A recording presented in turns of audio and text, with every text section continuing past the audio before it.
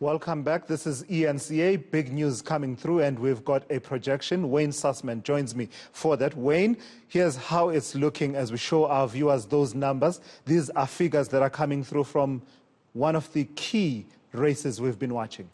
We have a major projection to make here at eNCA, and that is that no party will win an outright majority in the battleground municipality of Nelson Mandela Bay.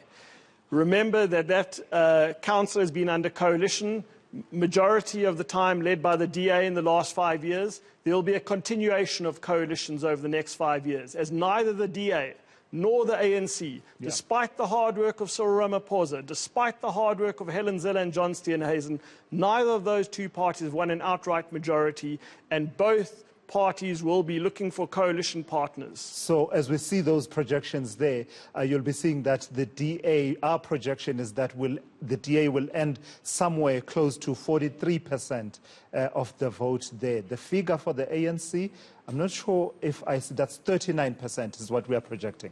That's correct. So there is a gap between the DA and the ANC. So one would think, and we need to see all the parties who win seats to the council. But right now, the DA is probably in pole position to be able to form that coalition. But both parties have lost some ground from their performance in 2016. All right, and from what we are seeing, the EFF will come in at about 6%, and the Freedom Front Plus completing that, and I think at about 1.5%. It has implications for the governance of Nelson Mandela Bay, doesn't it? Because the coalition with led by the DA was fractious, and that's probably an understatement. Then there was a period when the UDM waded in and ended up with the late Mongameli Bobani as the mayor. But then again, it swung again, did the Nelson Mandela Bay municipality. Correct, and is currently under the leadership of Mayor Banga from the Democratic Alliance. So if he wants to continue running the municipality, he needs to find coalition partners. And we're going to find new parties, for instance, the Freedom Front, who are not historically in the Nelson Mandela Bay Council. So he's going to have to go knocking on their door. Are there other parties, as we watch the results come in, who the ANC can maybe do a deal with? It's all up in the air, but we are certain that no party will win an outright majority in Nelson Mandela Bay. Yeah, Mkhoseli Jack had a formation as well there running. I think it's called AIM. Correct. I think, and we'll be watching that closely as well to see how well they do. Do they become negotiating partners in as far as this? So this is the eNCA projection.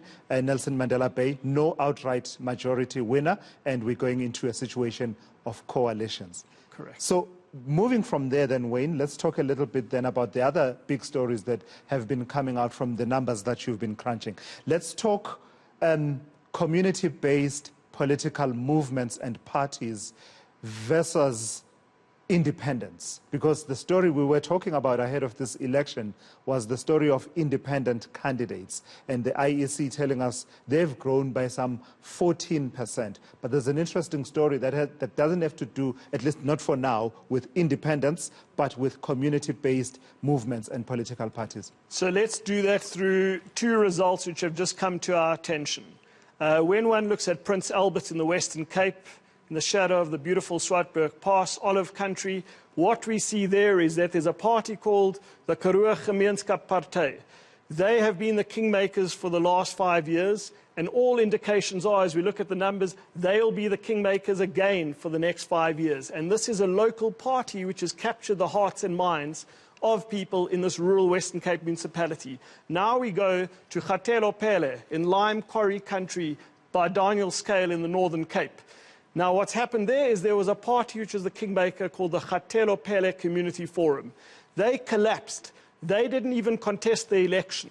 So you can see, on the one hand, we have this party in Prince Albert called the Karoo Gemeenskap Partij. They have done a good job. They continue to have the trust of many of the voters in Prince Albert, but in Kgatelo Pele, we see a community party falling totally apart. And now, what's going to happen there is the ANC will have to do a deal with the Patriotic Alliance, which has won a seat there for the first time, to continue governing there.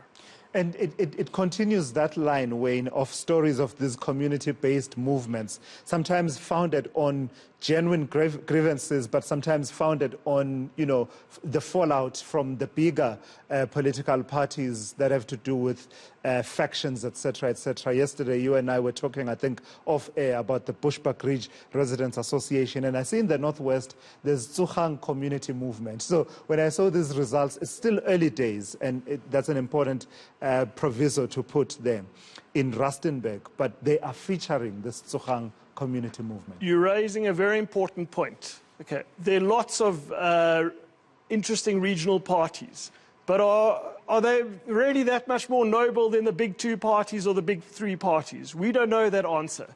Why did the Kgatelo Pele Community Forum fall apart? Were they just seen as a business forum? Were they just seen there to help themselves? We don't know these questions. So it's one thing getting into a council, it's another thing doing a good job and paying it back to the voters who put you there in the first place. And that's why we want to watch Rustenburg and the Tsogang civic movement. We want to see these forums like in Lesedi, whether they have the opportunity to really make that difference. Yeah, in fact, you take me to the next point that I want us to discuss, because we are doing metropoles as well as the smaller towns and dorpies, and we go all the way to townships and informal settlements and even in the villages. Lesedi, that's Heidelberg here in Gauteng. Something dramatic has happened. It's a small municipality by comparison with the big metros that we're talking about, but there's been a major development there. Correct. So the ANC, this is one of their strongest municipalities in the Gauteng province. Yes, numerically it's small, but this is ANC heartland.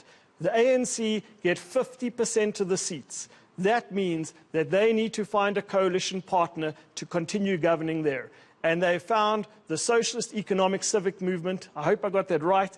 Socialist Economic Freedom Movement, forgive me. Yep. This is a new party I'd never heard of. This party, obviously quite a radical party, made their impact on enough voters in Lesedi yesterday to win that seat in council and say, ANC, if you want to continue governing in your heartland, come speak to us. So this is chipping away at the heartland of the ANC. One of those perhaps they would have considered a sure bet at the very least, or will put on a good showing here. Correct. This is a municipality where you've won hands down for every single election, and now you've only got 50% of the seats. That's a setback. All right, Wayne, I'm out of time, but I'm hoping you will come back and talk to me a bit more about some of the other interesting contests that are playing out in areas with interesting names, including Koffiefontein, which unfortunately we can't get to. That's